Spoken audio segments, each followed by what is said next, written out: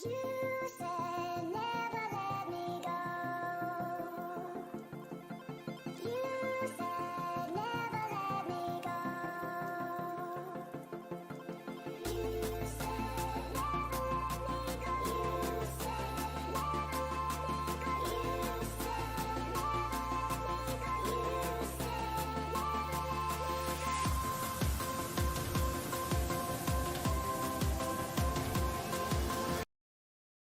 Assalamualaikum warahmatullahi wabarakatuh.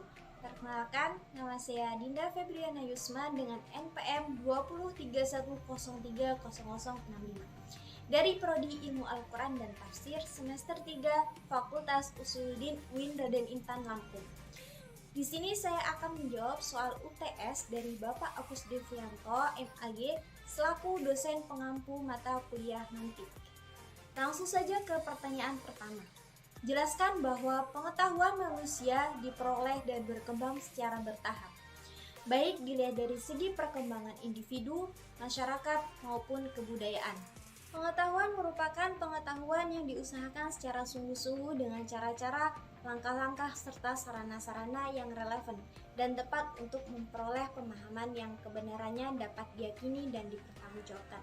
Bukan sekedar pengetahuan yang diperoleh secara sepintas lalu saja, yang kebenarannya masih sering diragukan dan kurang dipertanggungjawabkan. Ilmu pengetahuan merupakan kegiatan kognitif dan rasional manusia yang berlangsung dalam suatu proses untuk mencapai tujuan yang diharapkan. Kegiatan ilmu pengetahuan terutama kita ketahui sebagai kegiatan akal budi manusia dengan melakukan pengamatan, observasi, penelitian, dan penalaran untuk memperoleh penjelasan dan kebenaran pengetahuan tentang lingkungan alam dan tentang kehidupan sosial ini. Agar manusia mampu membuat perhitungan, perkiraan, dan yang pada akhirnya mampu secara teknis mengendalikan, menguasai, serta memanfaatkannya bagi kesejahteraan hidup umat manusia. Dan pengetahuan yang kita miliki perlu kita rangkai dan kita ungkapkan melalui bentuk bahasa, secara lisan atau secara tertulis. Dengan bahasa itulah kita mampu membangun pengetahuan, mengungkapkan gambaran pengetahuan yang kita miliki, serta saling mengkomunikasikan satu sama lain. Dan dalam rangka dapat memperhitungkan serta memprediksi berbagai macam hal yang kita ketahui secara ekstrak, kita perlu menguasai sarana berpikir ilmiah lainnya, yaitu matematika dan statistika. Pertanyaan yang kedua, jelaskan apa yang dimaksud dengan prinsip dasar logika. Baik, pikiran adalah benda kodrat, maka berlaku juga hukum-hukum yang mengikat benda kodrat. Semua ada yang khusus. Hukum-hukum tadi adalah pangkalan yang tidak boleh dan tidak dapat diabaikan. Adapun prinsip dasar logika itu ada 4. Yang pertama, prinsip identitas. Maksudnya yaitu sesuatu adalah apa adanya. Contoh, kucing adalah kucing, bukan anjing. Prinsip yang kedua yaitu prinsip pengecualian nilai tengah. Tidak mungkin ada kondisi tengah di antara ada dan tidak ada. Contoh, B adalah kucing, bukan anjing. Tidak mungkin setengah kucing dan anjing. Prinsip yang ketiga, prinsip alasan yang cukup. Ada alasan yang cukup untuk semuanya. Prinsip yang terakhir, prinsip kontradiksi. Mirip dengan prinsip kedua, bedanya kalau prinsip kedua tidak ada nilai tengah. Maka dalam kontradiksi tidak mungkin ada keadaan dalam satu waktu. Oke, pertanyaan ketiga. Buatlah sebuah contoh argumen, analisislah argumen Anda ke dalam 2 bagian, bagian klaim dan bagian landasan pendukung. Kemudian nilailah masing-masing unsur tersebut sesuai dengan syarat-syarat berpikir logis. Oke, saya akan memberikan satu contoh argumen tentang lingkungan. Musim kemarau pada tahun 2016 merupakan kemarau terparah dalam kurun 10 tahun. Hujan tak turun selama 6 bulan, mengakibatkan tanah dan sumber air menjadi kering. Menurut BMKG, tahun ini hujan diprediksi turun pada bulan depan. Jika hal itu terjadi, bisa dipastikan bahwa kemarau tahun ini bukanlah kemarau yang biasa. dikarenakan terjadi selama 7 bulan. Padahal berdasarkan data yang diberitahu oleh BMKG tahun lalu, kemarau biasanya cuma terjadi selama 5 bulan. Dengan demikian, petani banyak merugi sebab gagal panen, sebab tak ada air yang mengairi sawah mereka.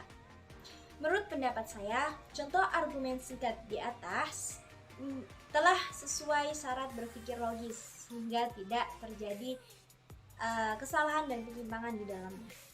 Pertanyaan keempat, jelaskan perbedaan antara komprehensi dan eksistensi term. Komprehensi adalah isi suatu pengertian, sedangkan eksistensi adalah luas suatu pengertian. Komprehensi kadang juga disebut konotasi atau intensi, sedangkan eksistensi kadang disebut denotasi. Isi suatu pengertian atau komprehensi dapat dicari dalam inti pengertian, sedangkan luas suatu pengertian atau eksistensi dapat dicari dalam benda atau hal mana yang ditujukan dengan pengertian itu. Isi pengertian, kata atau term adalah semua unsur yang termasuk dalam suatu pengertian, yang meliputi kualitas, karakteristik, dan keseluruhan arti yang tercakup dalam suatu term. Pertanyaan kelima, kapankah pembagian dan penggolongan menjadi keliru atau sesat? Lengkapi jawaban Anda dengan contoh.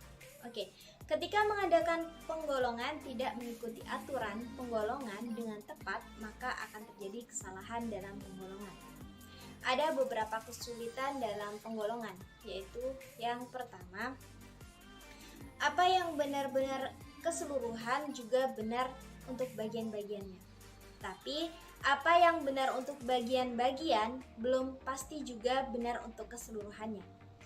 Demikian juga apa yang dipungkiri tentang keseluruhan juga dipungkiri tentang bagian-bagiannya. Dan apa yang dipungkiri tentang bagian-bagiannya belum pasti juga dipungkiri tentang keseluruhannya.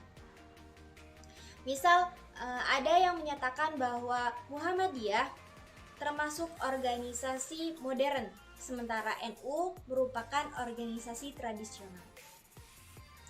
Yang kedua, adanya keraguan-keraguan tentang apa dan siapa yang sebenarnya masuk ke dalam kelompok tertentu.